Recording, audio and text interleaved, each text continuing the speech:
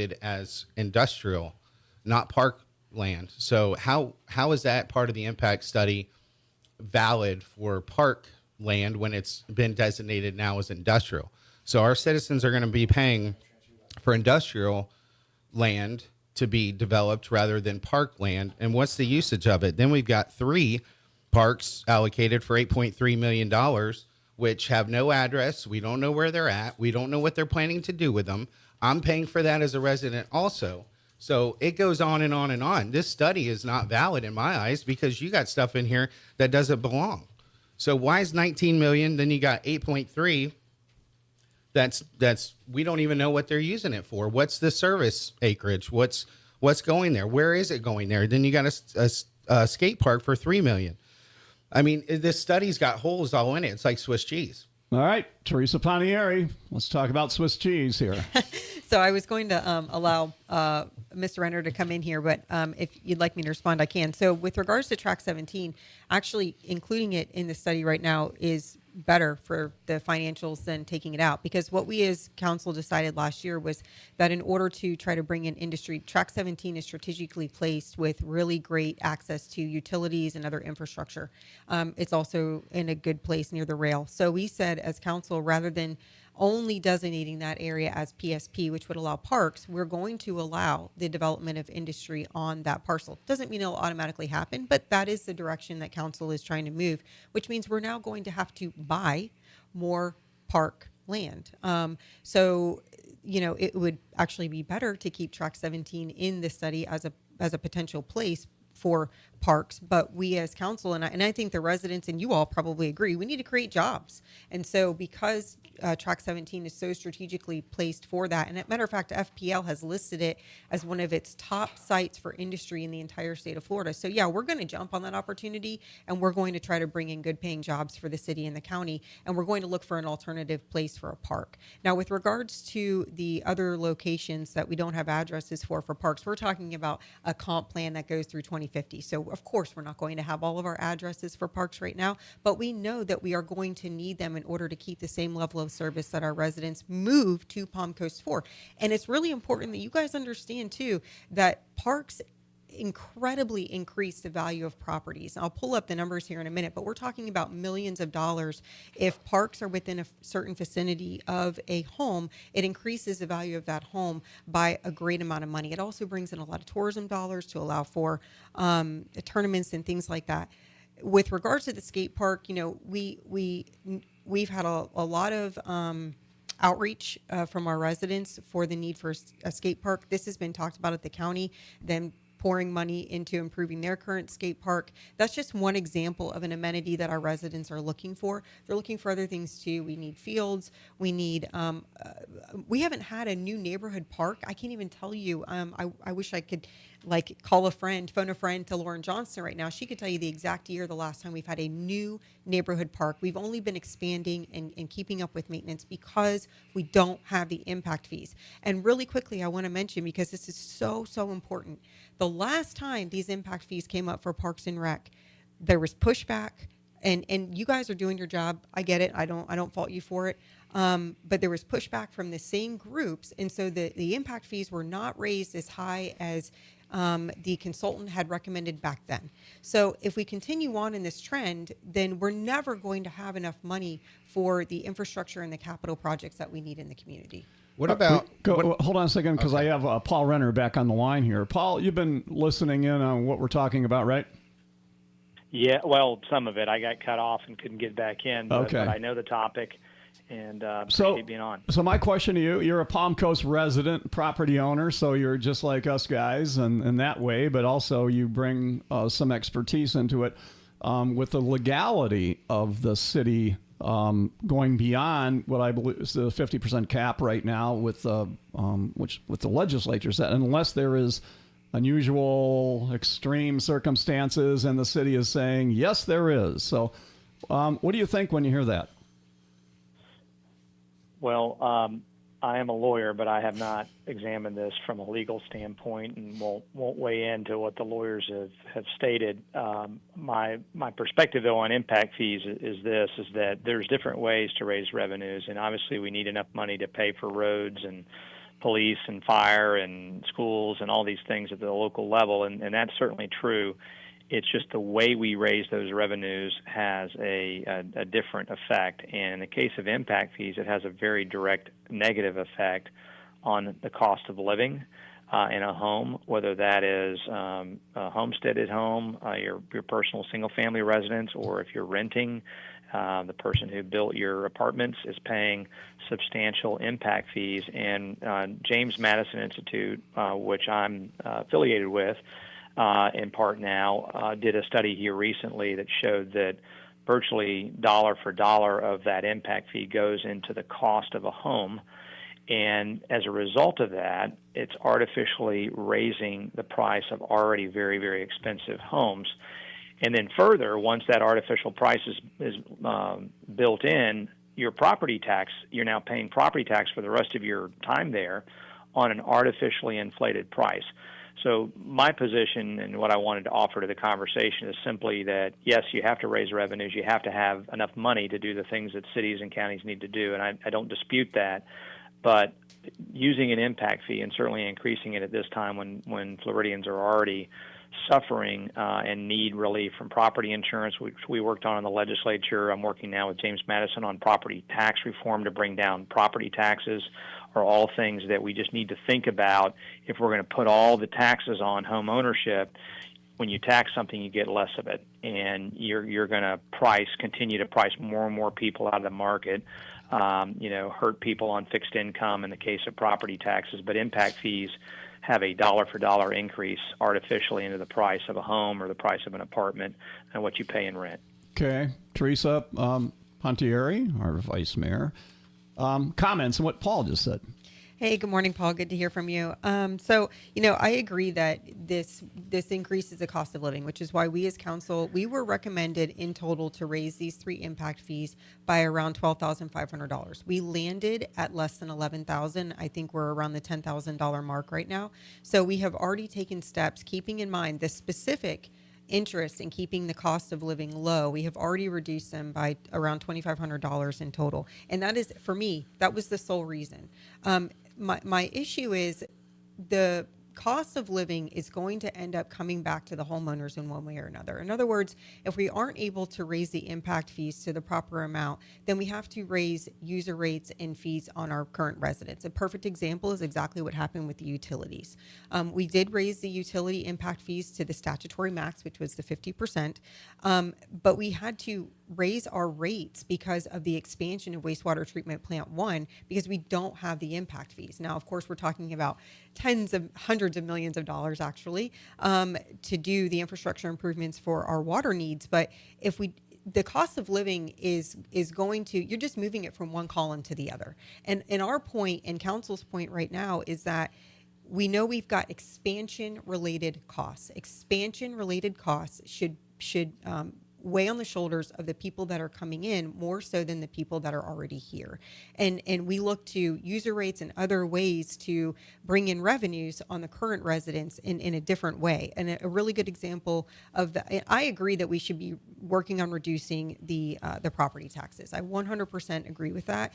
And to your point, if we're able to continue to reduce the property taxes, then we're not paying that inflated property tax on those impact fees.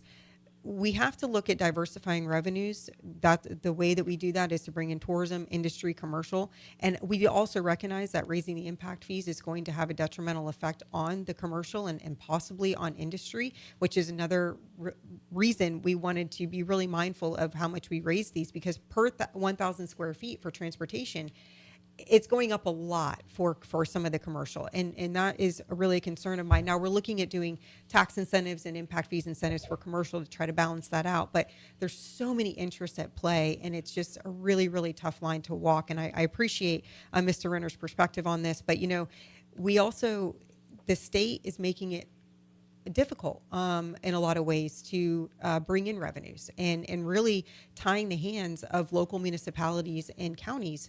And so we're looking at that as well. What's going to happen next year in the legislature? Because some of the things that they were tossing around in the legislature to take away our ability to earn revenues is really, really scary. So if we don't do the right thing now, and we don't capture what we can now, we could really, really be in a tough place in the coming years. So you're saying kind of let's rip the Band-Aid off and get a workable business plan where we can do these things so it's not coming back with incrementally raising things on people and kind of, death by a thousand cuts sort of a thing? Well, yeah, and it's really funny that you use that term, David, because a few months ago and even last year when we were talking about the utility rates, I heard that exact phrase, hey, just rip the Band-Aid off. You need to charge the user fees that you have to charge to make the infrastructure happen. Why aren't we saying the same thing now with the impact fees? You can't do one thing to the current users in the city of Palm Coast and not do the same thing to the future homeowners. All right, Paul Renner, comments on what you just heard. Robbie, we'll get to you then, saying in there, okay?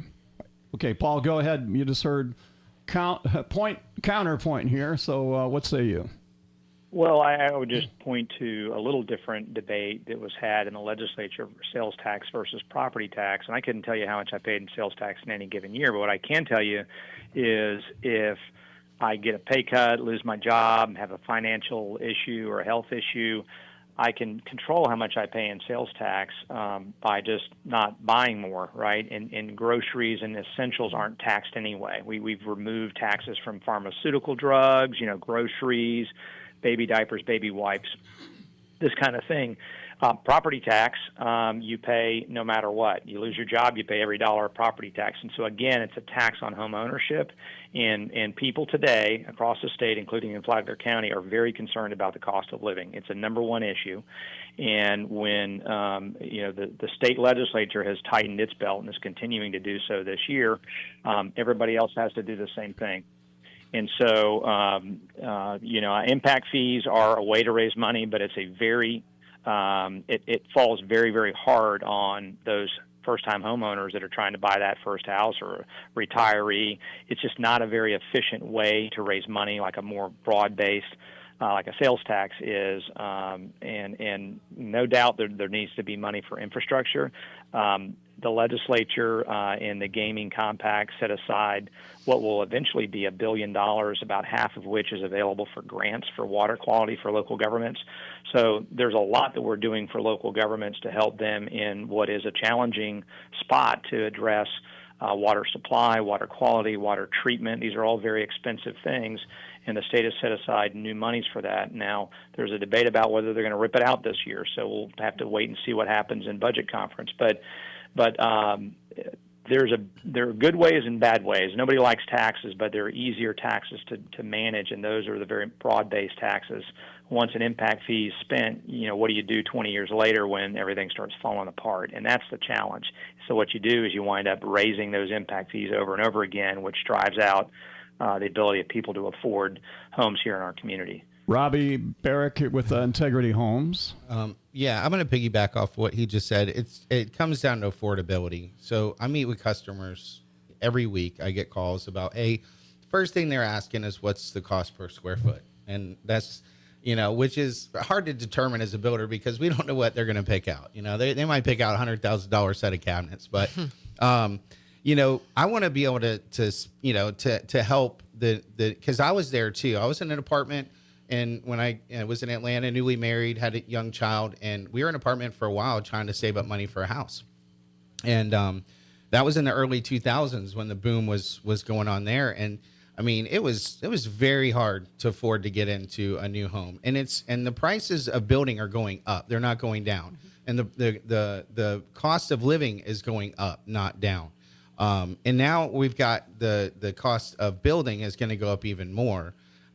So it's really a double-edged sword for the city council. They're in a tough spot, and I do applaud their work 100%. You guys are trying to balance an almost unbalanceable situation. And I get that, and I understand that. The study that you guys did that we paid for, the city paid for prior, had us at 110,000 residents by this year, and we're still not there. Our road capacity isn't even at 50%. Capacity for our road use. So like extraordinary circumstances, I'm 100% behind city council and raising this 50%, implementing over the 4 years and getting that money to expand our roads and streets and safety for our residents and all that good stuff. I just don't think this falls under extraordinary circumstances because we're just not there. I mean, the facts don't lie. We're not even getting capacity where this same people that did the study last time weren't right about where we were going to be this year. Am I hearing that there's not a real opposition to go 50% on No. increase? Not at all. Okay. Correct. Yeah, we have no opposition So the to the difference we're only 50%. talking is like another 25% tagged onto it, or It's the extraordinary circumstances clause that would allow them to go past the 50%. That is truly the opposition. Yeah, that's it. so isn't that livable just to go with the 50%? I mean, you're stating it as a just blank percent, but when you put it, that seems really swallowable. But it's what's not when you have to go and look at all the projects that encompasses and what that means that they would have to cut out. And that may be meaning what the extra amount Right, that it what- would bring in to yeah, raise what- it 100%. what those dollars mean. Yeah, So we're gonna talk for our listeners right now. By the way, thank you for watching, listening, whatever. It's kind of a free-for-all roundtable we're doing on the impact of impact fees in Palm Coast and Flagler County and all of our lives here. And if you have the attitude like, well, I don't care, I'm here, I got mine, they can, screw the builders and developers and all the Yankees moving in here, I don't really care. But the whole point of it is that it is going to have an impact on you in ways, and we're going to talk about that part of it. And then maybe kind of like in actual dollars rather than percentages are kind of like hard to picture. We're going to get down to that part of it. We have Paul Renner, our former state representative and an honorable Palm Coast resident, on the phone with us right now. And Anna Maria, go ahead, and you were going to finish saying something before I interrupt you. But I just want to kind of reset the stage. Robbie Barrick here. He's also with the Home Builders and owner of Integrity Homes, a small home builder. And in the labor market here, we're all concerned about, well, if it's already we're in a tough situation. The realtors are all kind of at a standstill for the most part. Not that we don't have enough realtors in the town, but even the ones that are really good and they're saying that everything's kind of sluggish and slow and people aren't moving nationally, not just here. So is this the worst possible time that something like this could come up? Brian, I know you've been looking to jump in. Well, I guess what I'm wondering is what are the alternatives here? Because if we're saying that raising impact fees by 50% that's at least something that pretty much everyone would agree on, and that's what the state has capped it at. I think, again, going back to my first comment, I think a lot of people question if we're going to get more stuff, like get more road improvements, more parks, increase our fire service, who is going to pay the extra? And is impact fees the best way to fund that? If not, then what is an alternative? If we're not, if we're saying like we really need a certain level of service, we need X number of more parks, and we need, certain more roads to be expanded. What other options are there besides impact fees going from, say, 50% to 100%? So to put it in dollars and cents, if we just went to 50% in parks or in fire, we would have to capture about $3.9 million from current residents over the next 10 years, because that would be the difference in what council right now is probably going to vote on tomorrow versus capping it at 50%. That's 3.9 million total in 10 years? In 10 years, correct, that we would miss out on. Okay. So you're looking at, you asked for the alternative, right? So we'd have to find an alternative just for fire to raise $3.9 million over the next 10 years. For Parks and Rec, it's $5.6 million. So just between those two, with taking the transportation piece out of it, just between those two, you're looking at about $10 million.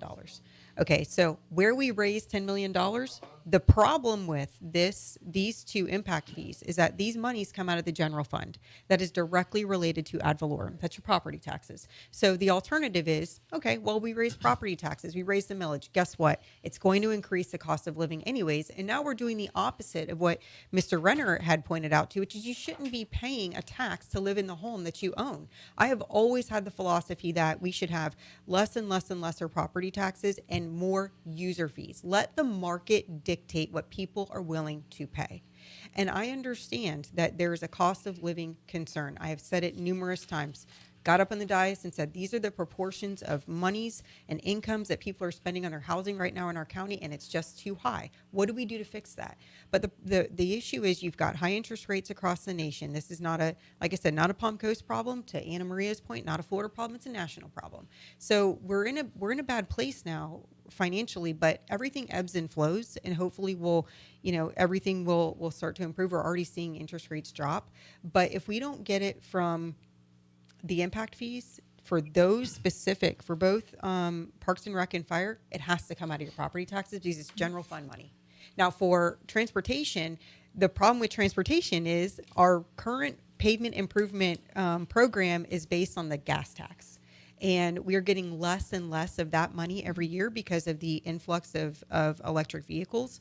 And I don't really see anything, and maybe Mr. Renner knows something I don't, but I don't see anything in from the state level trying to adjust to that. So we don't even have enough money right now in our pavement improvement program to mill and pave. That's why we've gone to global solutions of, other alternatives to help seal our roads and make them last longer. And we've been very successful at that over the past 2 years. But we have some serious infrastructure that we're tapped out. There's nowhere else to go. So what happens if we do nothing? As some people would say, you got residents out there that'll get up there to the podium and say everything is fine, just, leave it alone and quit raising our taxes and, do nothing. Well, I'm not going to raise taxes. I'm not going to do that, not to our residents. This year, we're looking at the budget. We should not have to raise property taxes. We may even be able to do a very small rollback. We have to look at all of that. But we've got a lot of, we're increasing by, I think, we're going to have to consider increasing by another 9 new sheriff's deputies. And we've got a lot of money that we're putting into fire because we have altered their pension retirement in the proper way. And we also just got through the collective bargaining agreement, which is going to cost us a little more money to help their quality of life improve, which is really important. So again, this is one small piece of how we're making the city run. And to Robbie's point, the cost of construction has gone up. So is the cost of running the city of Palm Coast. And it's going to continue to. There's no end in sight between. So what about, Robbie, tell us about construction here, right? Because you've got inflation on parts and labor and supplies and now impact fees and all that. Because the impact fee, you have to pay, like Integrity Builders has to pay that impact fee at what point in the construction process? When we pay for our permit, it's included. So you pay that cash to the city, the impact fee, before you have cash flow coming in from a potential buyer? Just depends on how the structure of the loan is or the contract, if it's cash deal, if it's construction to perm. I mean, there's just different ways where that money starts and when it starts. But there are going to be instances where I have to pay it, I have to float the first part of the build until the slab is poured, until the bank loan kicks in. So realtors have told me that people are moving here that have been outpriced in Dade County, and you're shaking your heads, yeah. I mean, so is it just going to be that the reality of it is there's going to be people living here in Palm Coast that just shouldn't be living here because they can't afford to live here?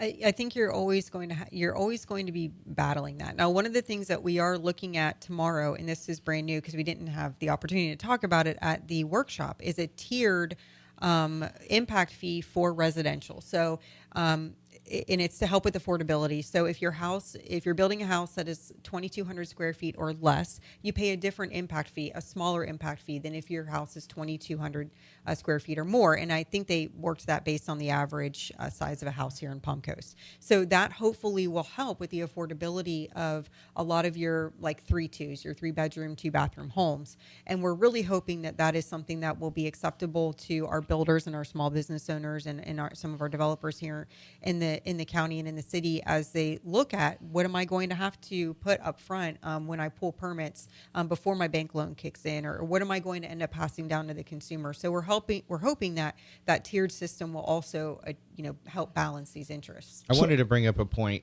There's a lot. So we have an aging community as well. So even what your point was, a 2,200 square foot, I've designed and have ready a multi-generational home with elderly parents, with middle-aged kids, and moving in together because we have to take care of our elderly folks and our parents. I live in one of those. Yeah, exactly. So that's going to hammer that cost because that's going to be way bigger than 2,200 square foot to fit virtually 2 families.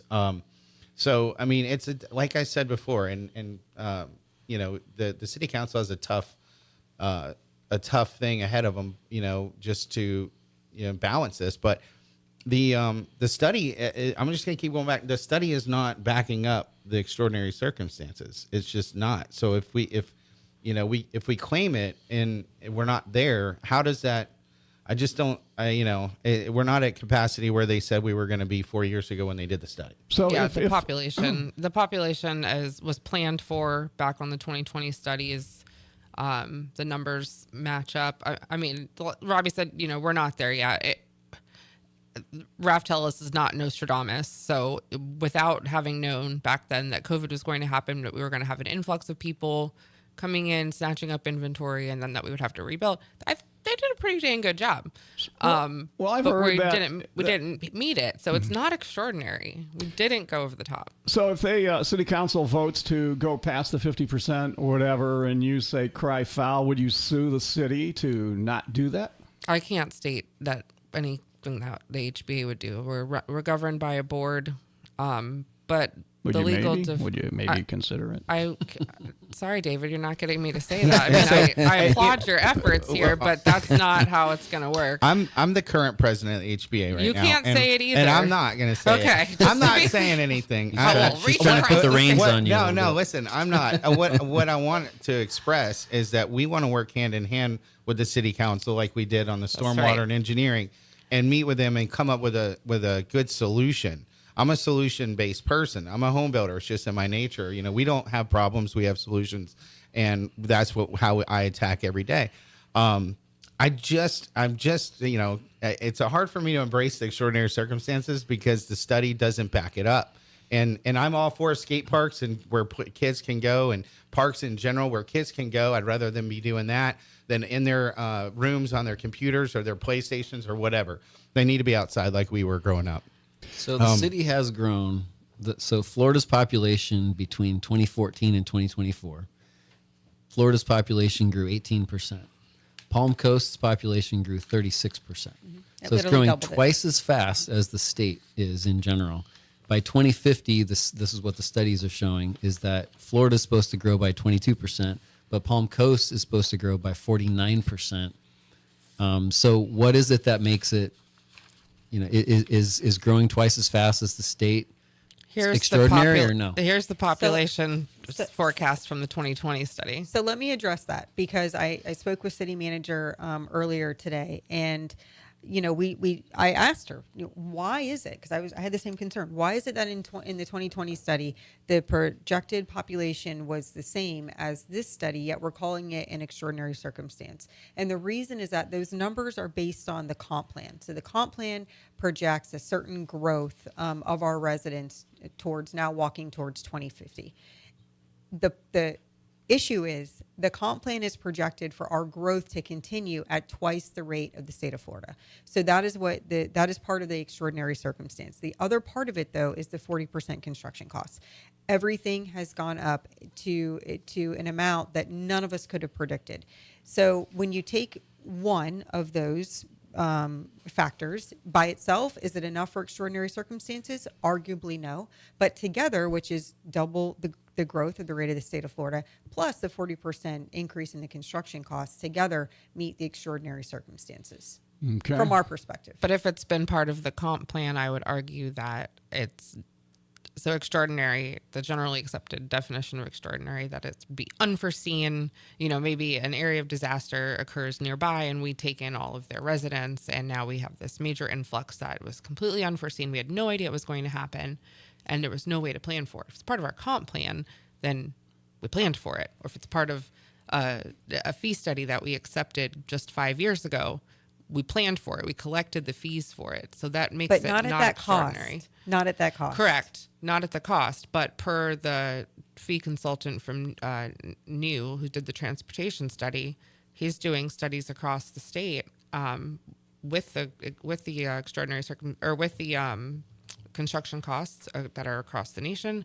and he's not recommending extraordinary circumstances. Paul for everyone. Renner, not to ask for your legal opinion, but is the city kind of pushing the envelope on the extraordinary circumstances?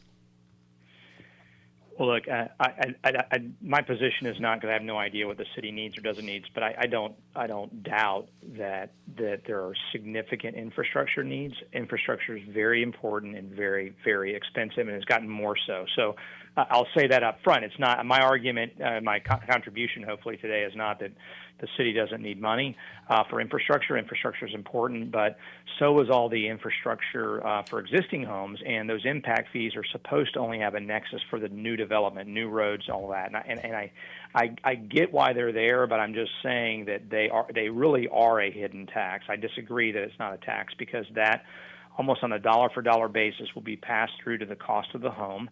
The surrounding areas may see a price increase because of that artificial increase in price, but they're also going to see an increase in property taxes. And so my point, I think the conversation we're starting to have at the state level is we need money. Government needs money, state, local, federal, everybody needs money. Are we spending our money wisely? Are we doing as much as we can with what we have and not wasting money is the first place to look. But beyond that, how do we tax? And I agree with the person who's talked about user fees. That is the most equitable way to tax. And the most equitable way that I know of is a broad-based sales tax, which is what the state uses. And you can control how much you pay. You don't get charged on essentials like groceries and drugs, as I said, raising a kid, these kinds of things are not taxed. We also have sales tax holidays on back to school and so forth. But if I want to go out and spend a bunch of money on discretionary items, I pay more. If I don't, I can control that. I pay less. If I want to save money, I'm not paying any sales tax. And so you can really control it. I have a concern, and I think a lot of our population does, about the increasingly unbearable cost of living in a home or renting. And so we have to look at all the different ways where we tax that and try to shift away from that to something that's more broad-based and a lighter touch for all of us.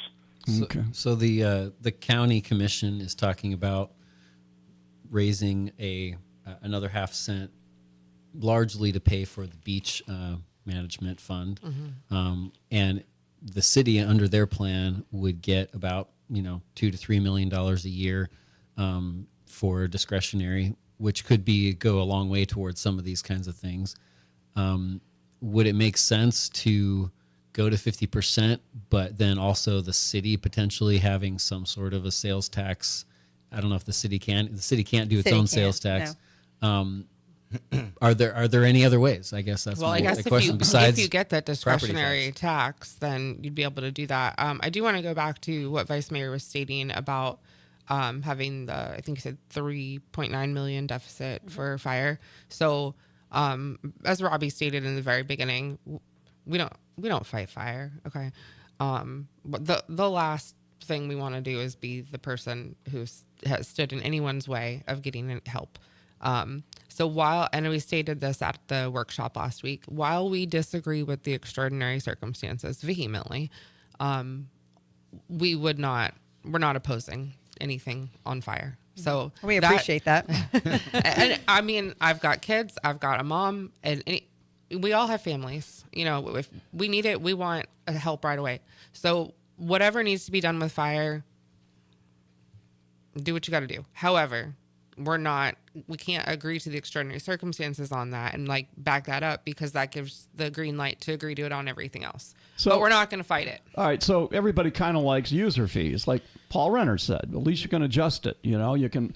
So let's go back to, I'll throw this one out there. What about the FPL franchise fee? I knew you were going to go there, David. I knew it. So right now I have actually asked staff to do an analysis on so we don't get property taxes on nonprofits. So Advent Health does not pay property taxes. And they're one of our biggest employers. Our biggest employer. Our biggest. Yeah, other than the county. Churches. So schools. They would all. They take up all of our property. Right. Between all of them. All of those would pay the FPL franchise fee, but they do not pay property taxes. Now, I've only asked staff for that analysis because I want to continue to reduce our property tax. I think our property tax should go down to zero. That is my theory. Look, we agree wholeheartedly on that. So philosophically, I don't think that people should be paying property taxes, but you have to supplement that revenue. And it has always been my position that people should pay based on what they use, because you have control of that. To Mr. Renner's point, you have control of what you are going to be paying. Now, I've asked for that analysis, not because I plan on moving for a franchise fee, but because it's important that as we shift how we're getting revenues into the city, that we are being mindful of all of the tools in the toolbox. We have to be at least knowledgeable and educate ourselves. You And have to know your options. correct. And I appreciate the HBA's willingness to sit down and talk to me, because I don't live in your world. I don't build houses. I don't know what your consumers are coming to you and asking you about and talking to you about. What I know is it costs twice the amount of money to build a road than it did 4 years ago. What I know is that our residents are emailing me about not having enough fields for their kids to play on, not having a place to go, having to go 2 hours to swim or to go to a skate park. That's not acceptable to me, particularly for our kids. So when I look at the ways that we're going to fund things, this is what I have right now. And it's really important that we look at all the data. I'm still analyzing State Route 100. I actually sent some questions to staff this morning. If we took State Route 100 out and we took out all of the state funding that we have anticipated for State Route 100, how would the numbers fall? I honestly don't think they'll change very much, to be quite frank with you, because of having State Route 100 in there, we added in another $25 million of anticipated funding from the state to try to more realistically analyze what the impact fee for transportation should be. But you know what? I'm considering all options. I want to continue to consider all options. So to your point, David, yes, we need to continue to be open-minded and consider all options. Get the property tax down to zero. Don't make people pay inflated amounts underneath the auspice of impact fees. But we got to figure out how to run the city. And the state, it's looking at the same ways. Now, regarding tightening our belt, we've already had DOJ is coming in. We've given them all the information. They're looking at everything now for the city. I think the county is doing the same thing. And the city of Palm Coast is undergoing an efficiency audit to see where we can save money and efficiencies in running the city. So we are literally trying to do everything we can to make sure tax dollars are well spent and that people are not paying more than they should be paying to live in the city of Palm Coast. So I want to talk to those people that are here. They've been here, property owners, and they're like, well, this doesn't really concern me because I already own my house and my budget is pretty good, except my water bill went up. And by the way, look at your water bill. By It's $3. It's more than your water bill. So when I see stuff online, they go, my water bill was $150. It's like, I'll bet you money it's not, but look at it. It includes your storm water, includes garbage, twice a week pickup. A lot of towns have gone to once a week pickup and things like that. So Palm Coast is a quality community. Always has been. That's why the people that say, I don't really care, that's the developer and the new people moving in problem. So I want to bring Toby Tobin in. He's our real estate guru, host of Real Estate Matters. Anna Maria Long is the co-host on it.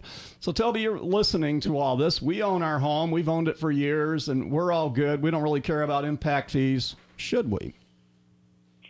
Well, yeah, because what people don't realize is that the point's been made that rising tide lifts all boats. And what that means is that if you increase the value of a new home, you also increase the value of the existing home next door and all the other homes in the neighborhood, which means everybody's assessed value goes up. People pay more property taxes.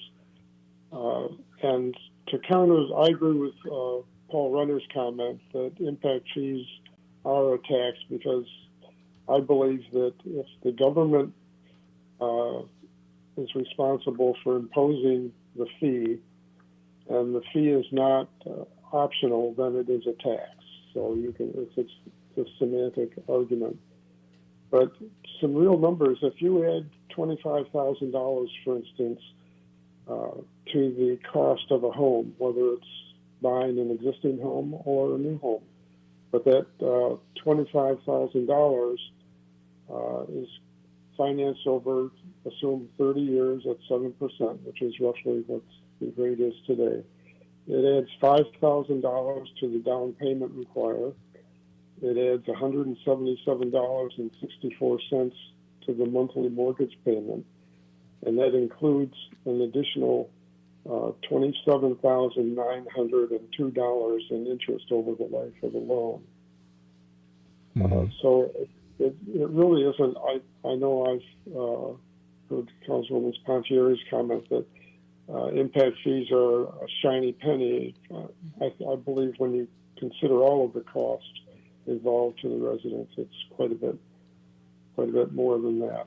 All right, Brian McMillan. So let's say the cost of a new home goes up by a lot of money, and that discourages people from buying new homes, and maybe discourages people from building as many homes in Palm Coast. And it encourages then, if you're going to move in Palm Coast, you move into an existing home, and therefore the population grows less fast. Isn't that really what a lot of residents are clamoring for? And would this accomplish that goal if that were the goal? A moratorium in disguise. Yes. Basically, absolutely. yeah. Is that basically what this would facto. do?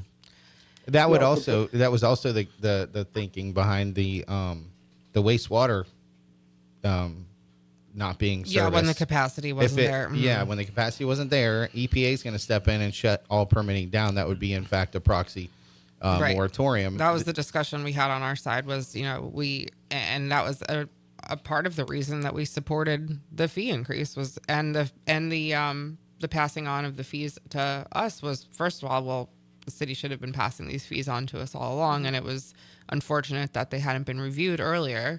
And we welcomed those fees to be passed on as the right thing to do. But if none of that had gotten done, the capacity wouldn't be there, and we would end up in a de facto moratorium. All right, well, Brian, did you finish what you were? Yeah, that's I guess. If the cost goes up, is that a big problem? Like you're saying, David, like some cities have certain quality of life, and it costs more to live there than some other places. So are we, what is the problem we're trying to solve? I think yes and no, right? So some people will always be able to afford to live here. Right now we're seeing, Toby and I've talked about it on our show, there's this anomaly of $1 million plus homes being sold and almost completely for cash. Those are more beachside and waterside, but there's always going to be some people who can afford to live here no matter what the cost. We can make it whatever we want. They're going to be able to afford to live here.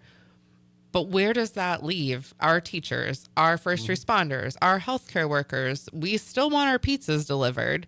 Where are they supposed to live? We still need people working in the grocery stores. And that's where council, I think, was working so diligently on the housing affordability aspect. Well, here, let me throw that out there, okay? Because I've heard Toby say, yeah, the pizza guy's not going to come from Palatka to bring your Absolutely. pizza. Okay, but, well, what do they do? Okay, we're a community of high standards. We're a community of quality. So is Boca Raton. I can answer that. So where do the pizza guys in Boca Raton live, Toby? They don't live downtown. Okay. They have to drive a distance. They live way west of 95. Yeah. All right. Okay. There's some really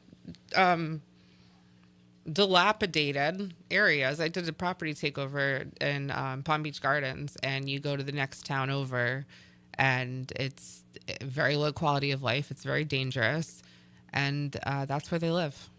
And they drive into Palm Beach Gardens to deliver the pizza. So they come in there to service the rich people and then go back home to the slums. Unfortunately, that is the very sad truth, yes. Okay. Teresa? Well, I can't attest to what's going on in other cities. I can only talk about ours. And in our city, one of the things, again, we're looking at a tiered system to help with the affordable of housing. But one of the things that I hear from the residents, and you can probably speak to realtors about this as well, is that we're now having a tougher time selling current houses because we got new houses coming online, and why not go buy in a turnkey, brand new house being built by Integrity Homes that has the nice countertops and the brand new cabinets and all these wonderful things when we've got cheaper insurance. Probably. And warranty. Yeah. And warranty. All these things, all these great things, right? Okay. Yep. Plug for you, Yeah. right? Plug for integrity. But what about the couple in the W's who's been trying to sell their house for 3 months and they can't because it's a house built in the 80s and it just doesn't compare to these brand new homes. So this can help to balance that out as well. And so we're looking at it as a negative, but it doesn't have to be a negative. You can help to balance these interests. I will also tell you, the state, through the Live Local Act, has forced our hand as far as affordability. And I say forced our hand because the city decision making has completely been taken out of the ability to say what types of housing comes in if it's a Live Local project. There's one going in on Old Kings. Now there's a place for that. I'm not completely downing Live Local. I can't stand not having local rule. That is a pet peeve of mine. I believe in autonomy for cities and counties, but the state legislator has very much said we see an affordable housing problem in the state, and we're going to fix it through the Live Local Act. So they are going to be infusing certain areas with more affordable housing, and we see one going up on Old Kings right now. So I think that honestly, what we're doing right now is the right thing to do. We've made concessions. We've brought down the impact fees from what they were supposed to be, and it is in an effort to try to balance all these interests. I will tell you, and I will commit to you, I'm not done looking at everything, and I will make the best decision that I think based on the actual information that I feel is pertinent for us to rely on. Also, too, we did take 3 parks out of the Parks and Rec impact fee. We took 3 out because we said, all right, we want to try to balance some of these concerns that are coming from, other avenues. So right. We're listening. All right. Well, It's appreciated. well, good discussion. I know I have a lot better feeling and understanding. It's a very complicated topic for something that comes down to a simple yes or no vote tomorrow. Mm-hmm. So probably somebody is going to make a motion to approve what? What do you expect to happen tomorrow, Tuesday, June 3rd? So the motion would have to be to either accept the current impact fees as they were brought back to us pursuant to the workshop direction that was given at last week's meeting, or somebody would have to make a motion to accept the impact fees with, XYZ adjustment. Mm-hmm. So it could be an acceptance as they're presented based on the workshop, or an acceptance with a couple of changes based on maybe new data or taking out certain projects. Okay. It just depends on, I think they're unfortunately still kind of working out the details. All right. Well, we do. The city streams on your YouTube channel. We stream. We just want more people to check in and watch the city council meetings live yourselves. So we're also restreaming the city stream on our on WNZF Facebook page, and we have hundreds of people that look at it archived or live, and also on our YouTube channel, Flagler Radio YouTube channel. And if you don't get all that, just go to flaglerbroadcasting.com, and there's the links. It's easy to click on any of those. But I think the more people, not just, read a paragraph. I know with you, Brian, they read the whole story. Of course. But, always. But it's, on something like this, I think conversation is good to have to really understand it, the storytelling, the real life type thing, and to hear, how the builders are trying to, get along with the city. It's not you're not a war. We all want what's best for the city. What I get out of this is, everybody can't live everywhere they want to. They can't if they can't afford to. So you don't go there. We would like to think that Palm Coast is a great community for everybody, regardless of how much money you have or how much whatever your life situation would be. But it sounds like it's getting to the point where it's really not for everybody. There are other communities because we want a high quality life. We want parks, and we want we got the beaches. We've got so much to offer here for people that live, but there's a price to pay for it. And if you can't afford the Boca Ratons and all the Ritz-Carltons or whatever, sometimes you just got to stay at a Motel 6. Is that horrible? It kind of is. Yeah, a little. It should be a motivator. So the question is your teacher supposed to stay at a Motel 6? Exactly. And then how do you balance that? So that's the question. I get what you're saying. Everybody has to work towards something. Look, when I was out of law school, I lived in a little 800 square foot fully furnished apartment because that's all I could afford. I couldn't afford anything else, and it was very tiny. And I lived there for 2 years, and while I saved up money to buy my house here in Palm Coast. That's what you do. You got to kind of earn your stripes a little bit that way, but at the same time. But that little apartment you lived in, I know you, and you made it really nice. It was cool. It was home, right? Me and my dogs loved it. That's not bad. It's not. But the point is, David, if we have the ability to look at all of these interests and try to say how can we best balance these, then that's our duty. That is our job. And that's why I say I think that we're trying to work towards that. We're not just looking at this from One, let's get as much as we can, regardless of the repercussions. By the way, raising a home $10,000, which is what the impact fees are going to be, or a 30-year amortized mortgage at 7% is $100 a month.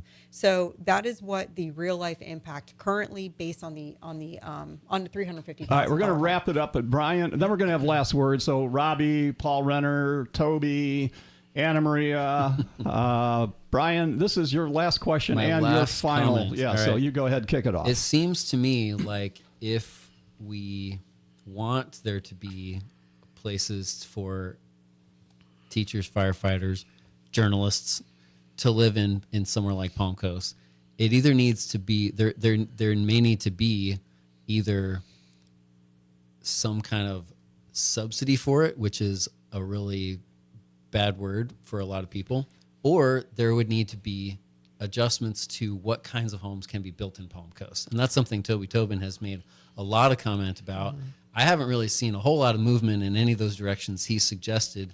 But if we want to get really serious about affordable housing, then counteracting the $10,000 hike, it seems like an equal and an opposite, effort should be made to what can we do to have more options that are more affordable. That's absolutely two cents. that's absolutely the answer, Brian. A healthy housing market is truly defined as having multitude of housing types for everyone, for people in the beginning stages of life and the end stages of life. Retirees, they're both on fixed incomes, and we have the opportunity to do that in the westward expansion with LDC changes.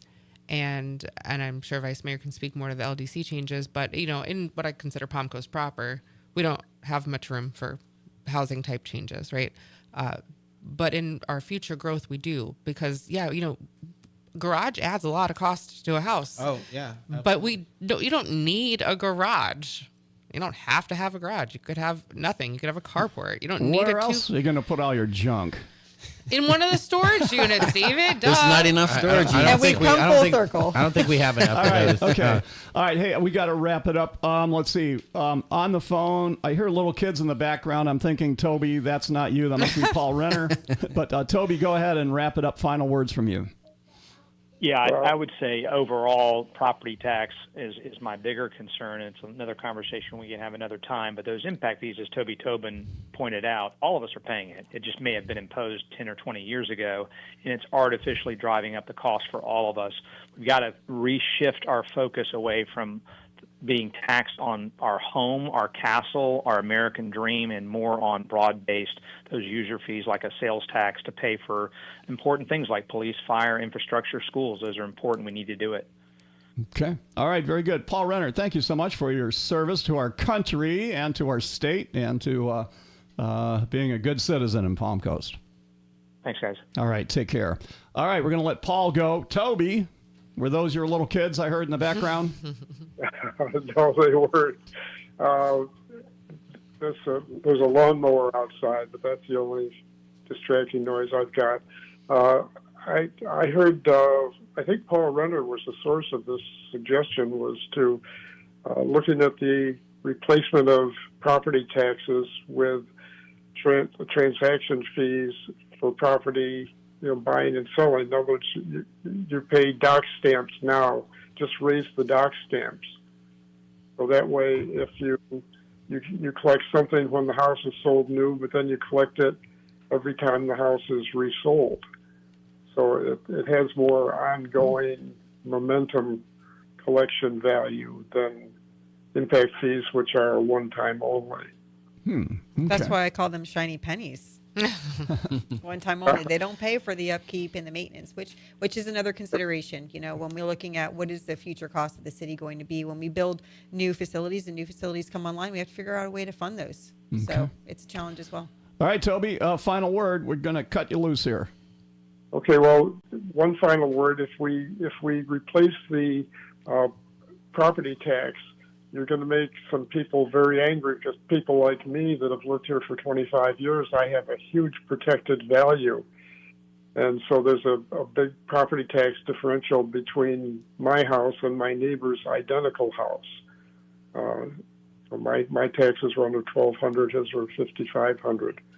and if you get rid of property tax, that advantage goes away, and that's going to affect an awful lot of existing residents. So I think if you go down that road, you're going to end up having some resistance from existing residents. Okay. All right. Another food for thought to our complicated topic here. We were supposed to simplify it, Toby, not make it more complicated. All right. Give your show a plug here with your co-host Anna Maria Long on Real Estate Matters. When can we listen and watch? You can listen every Saturday morning at 11 o'clock on WNZF, and you can also get the podcast on WNZF.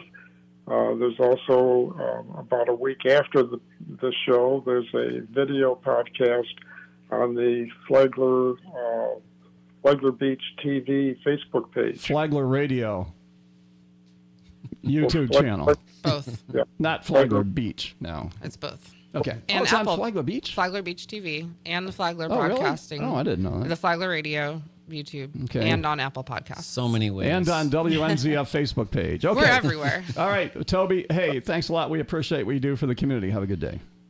Thank you. You All right. too. All right. Take care. All right, Robbie. You're the president of the Flagler Home Builders Association. Small business guy.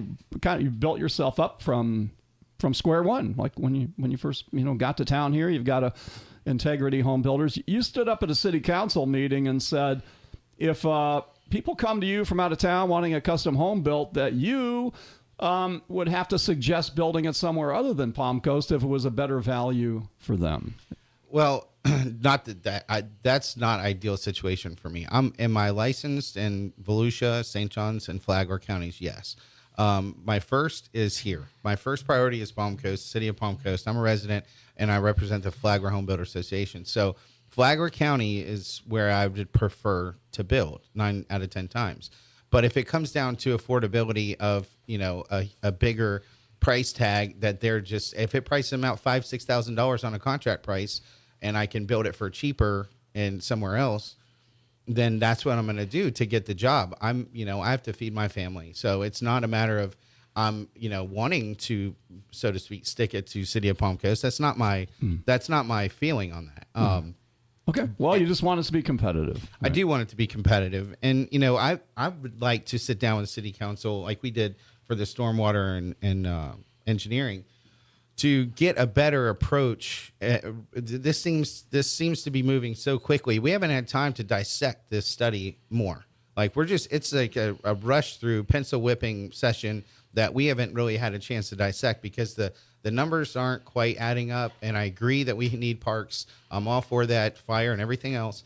I love Renner's suggestion on the taxes rather than than this impact fee, because it's just going to hurt new home buyers and the affordability of the common blue collar guy affording a house. Okay. That being said, property taxes, we don't pay property taxes on a new car that we bought 5 years ago. Just, Governor DeSantis brought that up. It's a wonderful analogy. I'm not paying property taxes on a truck I bought 5 years ago. Okay. On a house every year, having to pay $8,000-$9,000 in property taxes. It's just another smack in the face of something you already paid to own. Mm-hmm. You know what I mean? So. All right. Final comment. Brian, did you do yours? I think I did mine, yes. Okay. All right. I'm excited to hear. Anna Maria Long. We'll let our vice mayor have the final word. But Anna Maria Long, go ahead. Jump in there. So, just reiterating, we support the 50% max set by the legislature on the impact fees, with the exception of fire, which we just won't argue at all and ignore it and let it slide through. We're grateful for the work that the city's done on these impact fees so far and making adjustments that are a step in the right direction and the hard work that they've done. We look forward to seeing what else they can do with it. And we do agree 100% that they need, that was a bad choice of words. We do agree that they need to raise the impact fees and that growth will support itself and pay for itself. So we're in agreement on that. And I think that's important. This is a matter of, protecting the city and ensuring the city is funded and protecting new residents. And I think it's really great that we can all work together and have a common goal here. We may not have exact same thoughts, and that's okay too.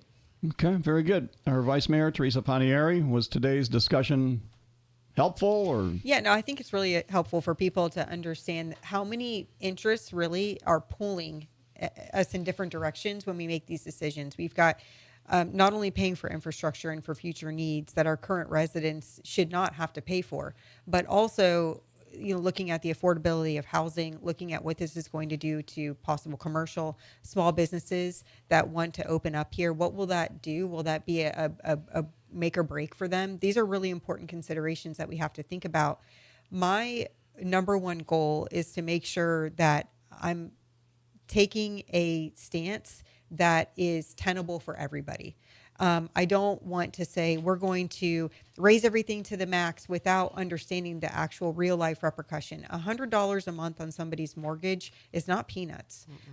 People feel that. To somebody's point earlier, people are upset that their utility bills went up $20 a month. Think about $100 a month on your mortgage. So I'm trying to balance that, and I think council is trying to balance that also with what this will do to the potential commercial, which we're trying so desperately to increase, but also making sure that current residents know we are looking out for you. We are trying to make sure that we provide for fire, parks, and transportation, and that growth will pay for itself. So and looking at all these interests, I'm confident that council will make the right decision. And like I said, I'll be up again tonight, probably burning the midnight oil as I have been, because I still have to analyze all the new transportation data that's coming down.